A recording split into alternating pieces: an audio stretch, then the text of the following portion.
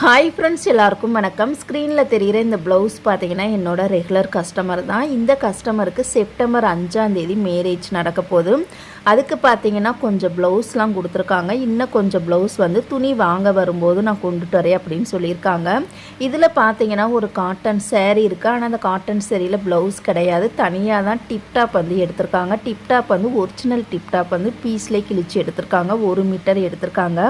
அந்த டிப்டாப் ப்ளவுஸே பார்த்தீங்கன்னா தச்சு போடும்போது அந்த ப்ளவுஸுக்கு உள்ளே இருக்கக்கூடிய இன்னர் வந்து தெரிகிறனால அதுக்குமே லைனிங் வந்து எடுத்துகிட்டு வந்துட்டாங்க. லைனிங் வந்து நான் 1.25 வந்து எடுக்க சொல்லியிருந்தேன். இந்த ப்ளவுஸுக்கு பார்த்தீங்கன்னா பிரின்சஸ் கட்டு தான் அவங்க கேட்டிருக்காங்க.